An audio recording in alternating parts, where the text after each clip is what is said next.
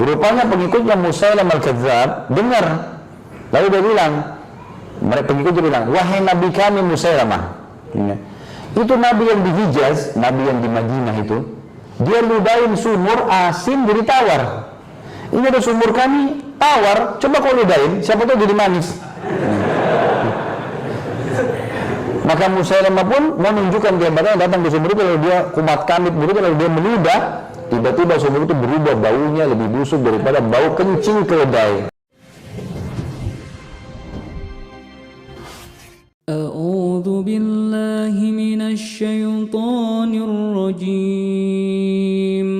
Kemudian disebutkan juga oleh Syekh Abu Bakar rahimahullah, kedua mata Ali radhiyallahu anhu yang sakit pada saat perang Khaybar. Ini juga riwayat Bukhari Muslim.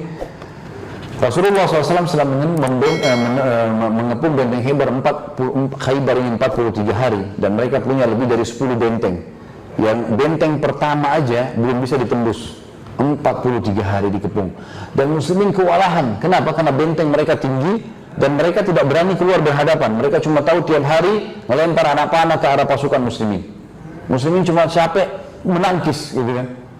Mau maju gimana caranya? Kadang-kadang kalau sudah anak panah lagi banyak diserang, dilemparin, tiba-tiba pintu gerbang terbuka, keluar pasukan mereka menyerang muslimin. Terdesak sampai mereka tiba di kemah Nabi SAW, lalu mereka kembali lagi. Begitu kerjanya hampir tiap hari. 43 hari muslimin ada yang jadi korban, susah nih, gimana?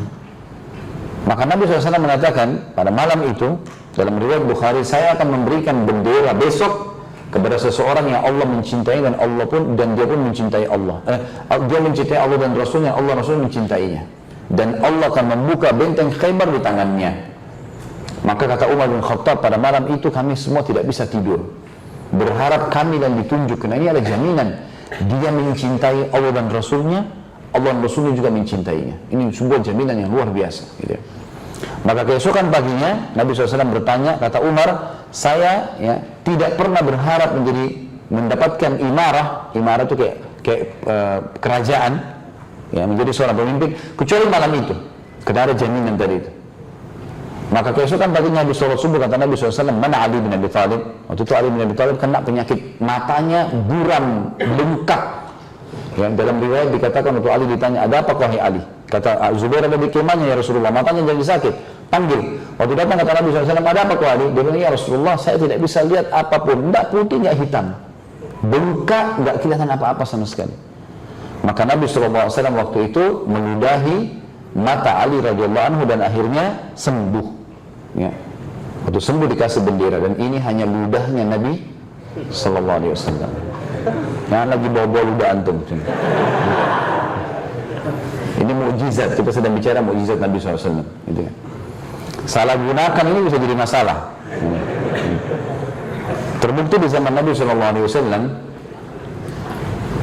waktu itu di akhir hidupnya Nabi SAW ada satu orang namanya Musailamah al-Kadzdzab. Musailamah al-Kadzdzab ini orang yang mengaku Nabi, namanya Musailamah, diberikan julukan al-Kadzdzab, artinya pendusta. Dia pengikutnya banyak, 100.000 orang, mengaku dia sebagai Nabi. Bukan karena tahu ini Nabi, hanya karena kepala suku diakui.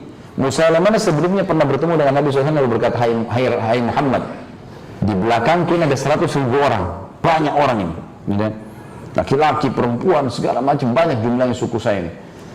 Saya mau beriman dan mereka masih beriman semuanya kepadamu, tapi dengan syarat, kalau kau meninggal hai Muhammad, pastikan saya penggantimu. Mau beri Nabi juga. Ada ulama hadis mengatakan dia minta supaya jadi khalifah, gitu kan? Kata Nabi SAW, itu bukan di tanganku, tangannya Allah. Allah mau kasih siapapun itu terserah. Dia bilang, hai Muhammad, 100.000 orang. Lalu kemudian kau tidak mau menunggu saya sebagai penggantimu? Dia pulang ke sukunya, dia tidak mau beriman. Lalu dia obatkan diri, saya juga Nabi. Orang ikut. Dia kepala suku, dia punya banyak harta. Kalau orang mengakui, dikasih harta sama dia. Ringkas cerita, Nabi SAW dalam hadis Bukhari pernah didatangi oleh orang-orang Ansar. Lalu kemudian orang Ansar ini menggali sumur sudah lama. Airnya tawar, airnya asin. Kemudian mereka datang ke Nabi SAW, sudah digali, asin. Pindah ke tanah sebelah, gali lagi, asin. Terus begitu. Kata mereka, kita datang ke Nabi SAW, tanya, ya Rasulullah, kami gali sumur sampai berapa tempat? 4-5 tempat, semuanya asin. Tolong anda lihat. Nabi SAW pun datang, kemudian beliau berdoa lalu meludah di sumur itu. batu meludah, akhirnya berubah dari asin menjadi tawar. Dan ini sekali lagi ludahnya siapa? Nabi SAW. Perhatikan kalau antum mau coba-coba salah nih, ya, saya sampaikan gitu. Rupanya pengikutnya Musailam al-Kadzdzab dengar, lalu dia bilang, mereka pengikutnya bilang, wahai Nabi kami Musailamah, ya, itu Nabi yang di Hijaz, Nabi yang di Madinah itu, dia ludahin sumur asin jadi tawar. Ini ada sumur kami tawar, coba kau ludahin, siapa tahu jadi manis. Maka Musailamah pun menunjukkan kehebatannya, datang ke sumur itu, lalu dia kumat kamit mulut, lalu dia meludah, tiba-tiba sumur itu berubah baunya lebih busuk daripada bau kencing keledai. Begitu dalam riwayat. Jadi hati-hati, jangan coba-coba ini. Ya. Mukjizat Nabi SAW ini. Pernah terjadi juga anak-anak lahir, kalau anak-anak baru lahir di Madinah, selalu dibawa ke Nabi SAW. Lalu Nabi SAW doain, ditahmik, ya. Ya, orang tuanya itu didoakan ya. Seperti kalau kita, kalau antum sudah tahu, alhamdulillah. Kalau belum tahu, doanya ada. Kalau orang baru dapat anak kita doakan, ya. Barakallahu laka fi mauhubin laka wa syakartal wahid wa balaga asyuddah. Itu kalau laki-laki ya. Barakallahu laka fi mauhubin laka. Semoga Allah berkahi apa yang kamu dikasih dari kelahiran bayi ini. Wa syakartal wahid, dan semoga kau bersyukur kepada Allah pemberi atas nikmat ini, wa balaga asyudda, dan semoga dia tumbuh besar dalam kesalehan, ya. Kalau perempuan, barakallahu laka fi mauhubatin laka, mauhubatin pakai ta, gitu kan. Wa syakartal wahid wa balagat asyuddaha. Jadi yang didoakan tentunya. Nabi SAW sering mendoakan orang kalau datang, ya, bawa anaknya.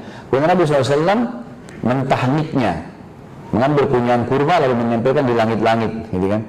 Langit-langitnya ditempelkan sedikit kurma yang dikunyah oleh orang soleh atau orang tuanya. Kemudian Nabi SAW mengelus kepalanya. Nah, setiap bayi dielus kepalanya oleh Nabi SAW pasti subur rambutnya. Begitu dielus, subur rambutnya bayi itu.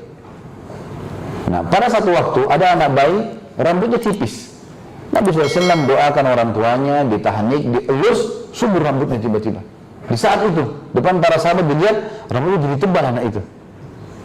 Maka pengikut Musailamah dengar. Mereka bilang, hai Nabi kami Musailamah, itu Nabi yang di Hijaz, elus kepalanya anak bayi, tipis jadi tebal. Ini ada bayi kami, rambutnya sudah tebal, coba kau elus, siapa tahu lebih bagus gitu. Maka itu sahih, waktu Musailamah datang mengelus rambut bayi itu, tiba-tiba rontok, dan bayi itu gundul, tidak pernah tumbuh rambutnya sampai mati, dan keturunannya semua gundul. Ini afwan, kalau yang gundul-gundul jangan tersinggung.